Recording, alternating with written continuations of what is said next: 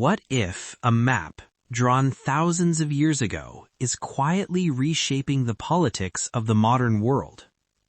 You've probably heard the term Greater Israel, maybe in a news headline, maybe in a heated debate online. Maybe someone used it as a conspiracy theory. Maybe someone else called it a divine promise. But what actually is Greater Israel? Where did this idea come from? Is it a religious belief, a political agenda, or something being actively pursued right now? Today on Faithful Line, we're going to do something rare. We're going to look at all sides of this debate, the history, the theology, the politics, and the facts. No agenda, just clarity. Stay with me, because by the end of this video, you'll understand why this topic matters more than most people realize. To understand Greater Israel, we have to go back, way back, to the Hebrew Bible, known as the Old Testament. In the book of Genesis, God speaks to Abraham and makes a covenant, a promise. He says the land will belong to Abraham's descendants from the river of Egypt to the great river, the Euphrates. This promise is repeated in different forms throughout the Torah, to Isaac, to Jacob, to Moses. Now, here's what's important to understand. Different people interpret this promise very differently. For many religious Jews and Christians, this is purely a theological and spiritual promise, part of their faith narrative, not a political blueprint. But in the late 19th and early 20th century, as the Zionist movement emerged, a movement to establish a Jewish homeland, some began to connect this biblical geography to modern political borders. In 1897, Theodor Herzl organized the first Zionist Congress in Basel, Switzerland.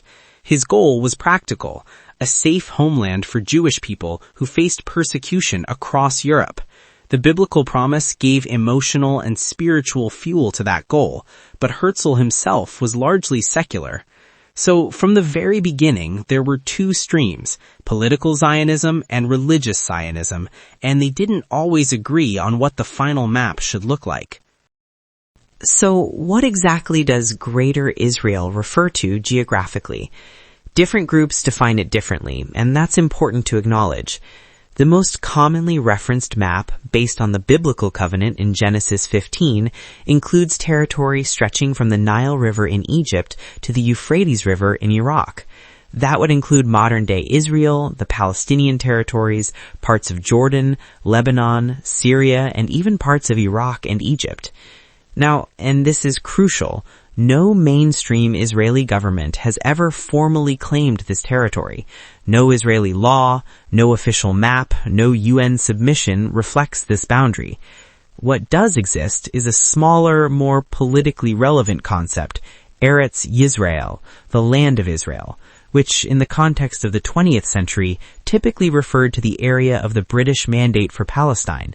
This includes modern Israel, the West Bank, and Gaza. Some right-wing Israeli political factions have advocated for Israeli sovereignty over the entire West Bank, which they call by the biblical names Judea and Samaria. This is a real active political position held by parties currently in the Israeli government. So there's a spectrum here, from ancient biblical maps that most people treat as theology to real political agendas about the West Bank, and everything in between gets labeled Greater Israel depending on who's talking. Let's talk about what's actually happening on the ground. Since the 1967 Six-Day War, Israel has controlled the West Bank and Gaza. Gaza is now under Hamas governance, blockaded by Israel and Egypt. The West Bank is under a complex mix of Palestinian Authority administration and Israeli military control, with Israeli settlements scattered throughout. Those settlements are at the heart of the controversy. Currently, there are over 700,000 Israeli settlers living in the West Bank and East Jerusalem, in communities that most of the international community, including the United Nations, considers illegal under international law. Israel disputes this legal interpretation. Some Israeli ministers have openly stated their goal is annexation of the West Bank, making it formally part of Israel permanently, without granting full citizenship to Palestinians living there. Critics, including many international legal scholars, human rights organizations, and Arab governments, say this is the incremental building of a greater Israel, not through a dramatic announcement, but through slow, systematic expansion. Supporters of settlement policy argue that Israel has historical, legal, and security claims to this land, and that the settlements are built on disputed, not occupied territory. This is where Greater Israel moves from ancient theology into very live, very real geopolitics. Now we have to address the elephant in the room, because Greater Israel is also frequently used in a very different way. Across social media and certain political circles, it's used as shorthand for a hidden global agenda, the idea that there is a secret plan to dominate the entire Middle East, the idea that wars in Iraq, Syria, and Libya were orchestrated for Israel, and that world powers are secretly working toward this map. One specific document gets cited constantly, the Oded Yinon Plan, a 1982 essay written by an Israeli journalist published in a Hebrew journal.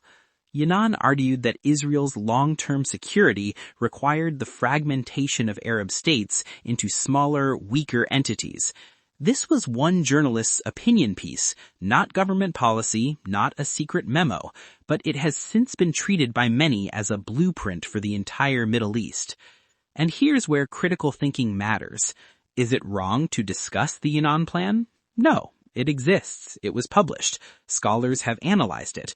But attributing every Middle Eastern conflict to a secret Greater Israel agenda requires a level of centralized, hidden coordination that the evidence simply doesn't support. Wars in Iraq, Syria, and Libya had multiple actors, multiple causes, internal sectarian tensions, U.S. foreign policy, oil interests, regional power struggles. Reducing all of it to one agenda oversimplifies a very complex reality. And sometimes that oversimplification crosses into anti-Semitism, blaming Jewish people collectively for geopolitical events.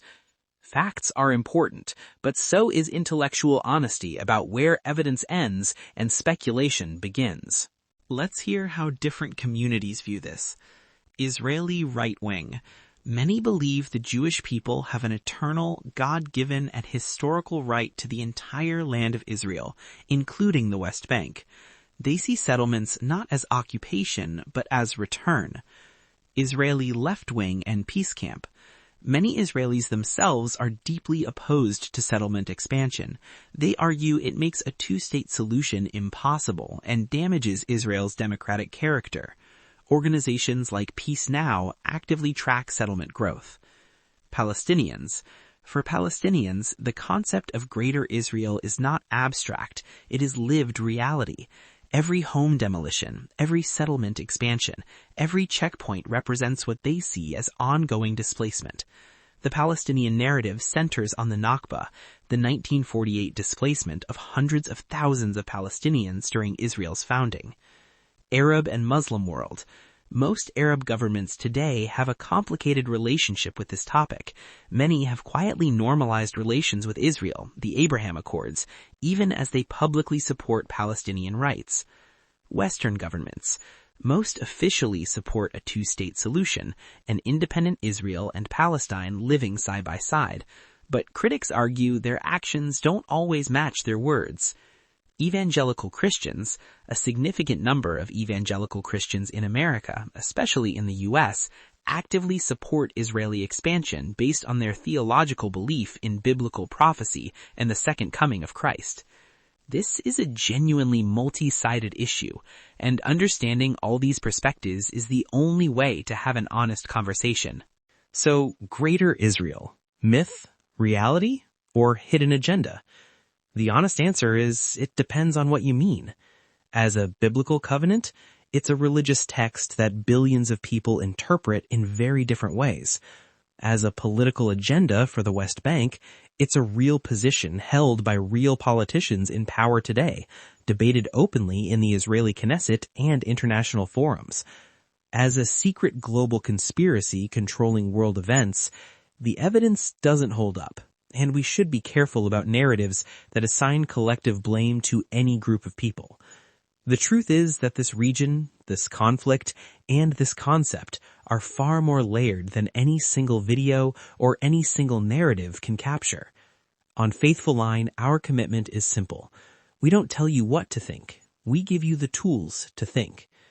If this video gave you more clarity than confusion, hit that subscribe button, because there's a lot more we need to talk about.